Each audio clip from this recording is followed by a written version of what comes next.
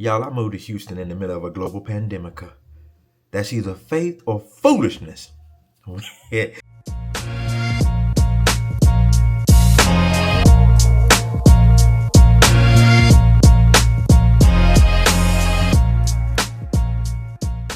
We believe God, that is faith. We still trust him. And I've been here 4 years. We still trusting that was a faith move. But no, seriously, y'all. Welcome back to my YouTube channel. It has been a while. Listen, the songwriter said, and I believe Kurt Franklin penned it, but Tamala Mann ministered that thing, said, truth is I'm tired. Oh, Lord. She was ministering to me. She was prophesying over my life. Truth is I'm tired. I've been running for Jesus a long, long time, and I'm not tired yet. That's what I'm trying to tell y'all. But welcome back to my YouTube channel. Let's get into it. I done moved to Houston in the middle of a global pandemic. This is the year of our Lord, 2021. But let's go back to 2019. So I'm working up there to the bank. And I've been working to the bank now for a little bit over 2 years. And I'm working in a city called Greenville, North Carolina. If y'all from Greenville, North Carolina, or the 252, shout whoop, whoop. So I'm working at the bank, and they brought this new manager in. I ain't gonna call no names, Brian. But anyway, they brought him in there, and me and him didn't see eye to eye. But now that I think about it, me and the pastor at the church that I got fired from didn't see eye to eye neither. Maybe I'm the problem. Maybe I'm the problem. Y'all ain't told me I'm the problem. Anyway, back to the story. So I was working there, and me and him went through a series of altercations, but nevertheless, I decided to conclude my employment there. I decided. Now, I didn't get fired this time. I decided. I decided that I was going to quit. I don't know why I did that, because I had just moved into my apartment about 3 or 4 months before that. Had done went and got me a credit card, and had done went and got me a new car, and they're going to decide to quit my job. That's what I'm talking about. This story is sounding more like foolishness than it is faith. Okay, so I quit my job. I'm unemployed and depressed. I want you to know I am depressed.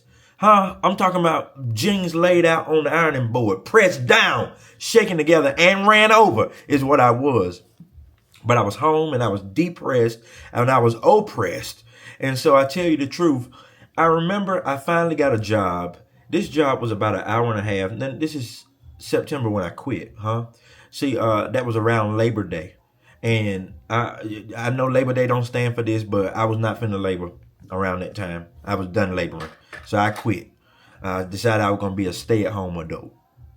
So anyway, I quit and couldn't get no unemployment because I quit. Now, that ain't that stupid. I should at least let them fire me. But see, I thought that, I don't want to burn no bridges. Some bridges need to be burned. What you getting back on the bridge for anyway? Don't get up. What were you doing on the bridge? That's the question. So anyway, I'm not working, and that was in September. In December of 2019, the Lord blessed me with a job. It was about an hour and a half, maybe an hour and 45 minutes one way. I was driving my Range Rover back then. I was balling. Somebody shot balling. When I tell you that thing drank gas like it was a 40, like it didn't have no job, like it had about 10 kids running around the city.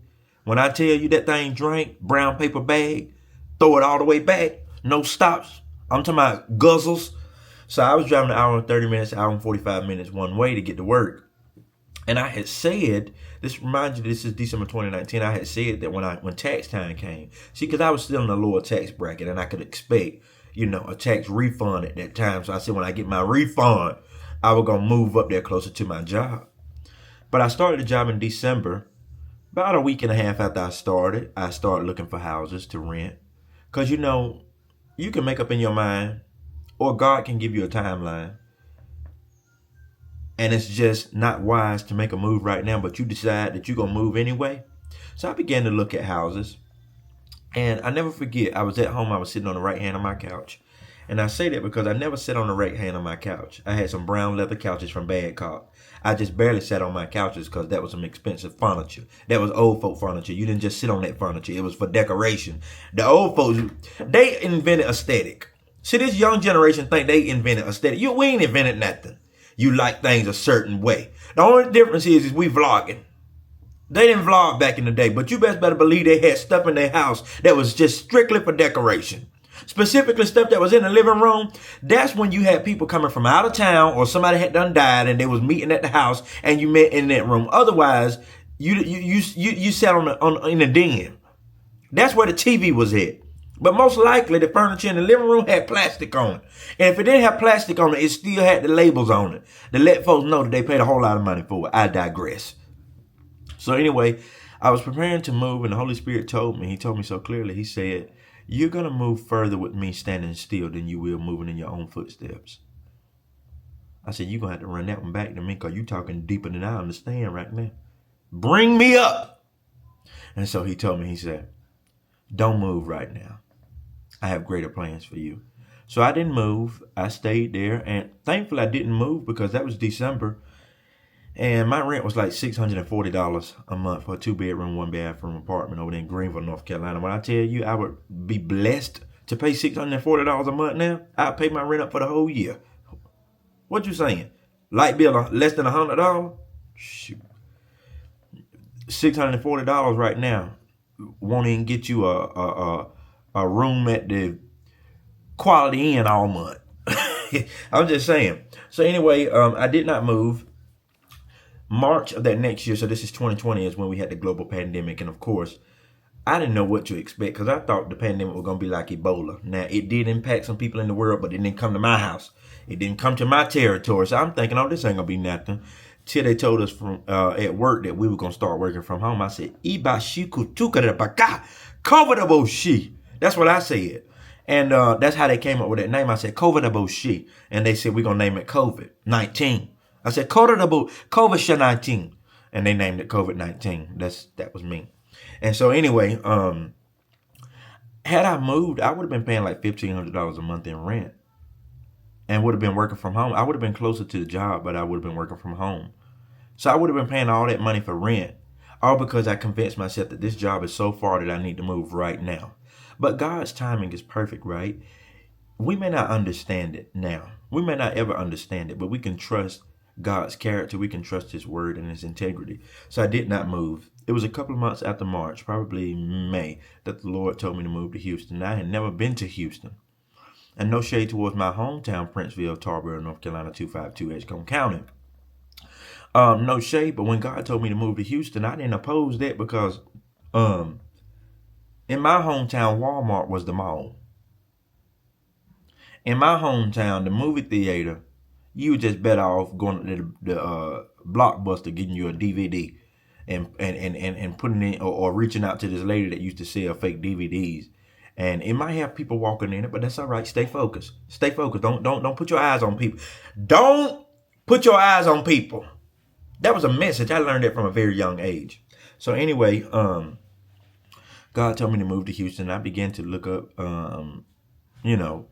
places to stay in Houston and all those things like that. So this is in May. And what I did was I said, I'm going to get out of my apartment. So I'm thinking maybe June of that year, I got out of my apartment. I moved back with my mom. I put my stuff in storage. And I put my stuff in storage. Not only did I put my stuff in storage, but I got rid of a lot of stuff because I realized that in order for me to move to Houston seamlessly, I didn't need to carry a whole lot of baggage. And that's a word for somebody. God is trying to move you and transition you, but you're being delayed because of the baggage that you have. Not only are you being delayed because of the baggage that you have, but you end up sabotaging the new place that God has called you to because you brought all of this stuff from an old place, from a familiar place, right? From a common place. But I didn't come on here to preach. So anyway, I sold some of my stuff and I just had a few things in my storage unit. I moved back with my mama. And it was December of 2020. I thought I was still working for my company. I thought that I was getting ready to land a new job with the same company, but just in Houston. I didn't end up getting that job, and maybe 2 days later, my manager called me and told me they were laying me off due to the global pandemic. I said to myself, well, I wish y'all had laid me off a lot sooner, because, when the pandemic first started, they were giving out plenty of unemployment. But by that time, they had done kind of cut it back a little bit. I said, Satan, you are lying, robbing, stealing, killing, destroying bastard. And so, anyway, they told me they would be laying me off effective February of 2021. And so I'm still working through December, still working through January. February comes, and my prayer is that, Father, if you would bless me. So let me go back. In December of 2020, I had met with this, what do you call them? Apartment hunters. I met with him over the phone for looking for places in Houston. And he kept saying, I can find you somewhere, I can find you somewhere. And then when I got notification that I would be getting laid off, I texted him back and told him, said, hey, I don't know when I'm going to be moving. I ain't going to have no job come February 1st. So he said, okay. January, he reached back out to me and he asked me, was I still looking? I told him, I said, I don't know. I don't have a timeline. I am looking to move, but I don't have a timeline. February, he reached back out. So this is February 1st when I got laid off. And then maybe about the middle of February, I had finally got my unemployment check. Because, you can't apply for unemployment until you actually unemployed. But if I know I'm about to be unemployed, go ahead on and put my information in the system. Because one thing about it, I can't call it to the light bill place and say I'm unemployed. Can y'all spot me? No, they don't care. They said you're going to be unemployed and without power. Oh, but I got power from on high. The bullshit. I may not have no electricity, but I got power from on high. So anyway, I finally got my unemployment check, and the apartment finder that I had been in communication with for several months, he reached back out to me on the same day that I got approved for unemployment. And he told me, he says, are you still looking? And I said, yes. And so I told him, I said, I'm looking. I said, but can you confirm if I'll be able to find somewhere using my unemployment as my proof of income or verified income? He said, well, I can reach out to a few places. So he reached out to a few places. Y'all, I said, Lord, I said, Father, I'm going to apply for an apartment. And if I get approved, I know it's you. If I don't, I'll just wait for a little while longer. I applied for this one place by faith because I had never even seen this place. I just believed that it was better than where I was living. No shade to where I was living, but I mean, it had a gated community and a pool. That was like luxury from where I was from. Huh?